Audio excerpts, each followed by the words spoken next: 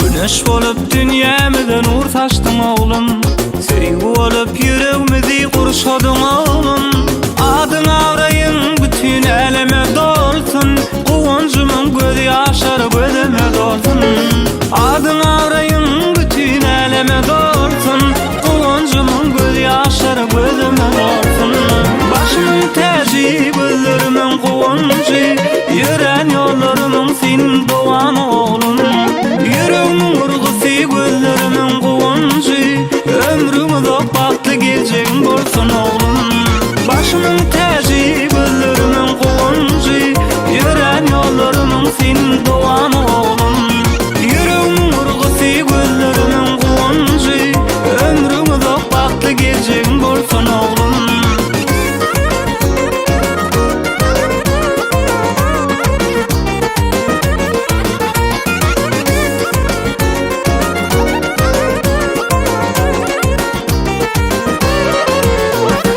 Arzu bilen, sevgi bilen karıştık sana, gelecekte umidimiz bağlayak sana.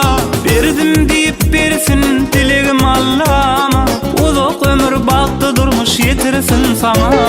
Berdim deyip bersin dilegim Allah'ıma, uzak ömür baktı durmuş yetirsin sana.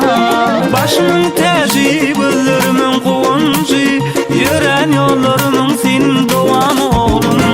Yüreğimin urgusu gözlerimin kuvuncu, ömrümü dok baktı geleceğin bolsun oğlum.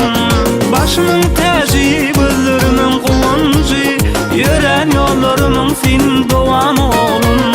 Yüreğimin urgusu gözlerimin kuvuncu, ömrümü dok baktı geleceğin bolsun oğlum.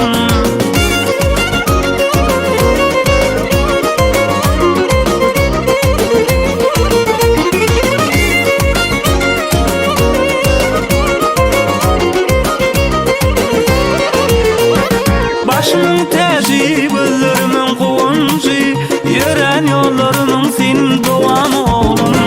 Yüreğimin urgusu gözlerimin kuvuncu, ömrümü dok baktı geleceğin bolsun oğlum. Başımın teci gözlerimin kuvuncu, yürüyen yollarımın senin doğan oğlum.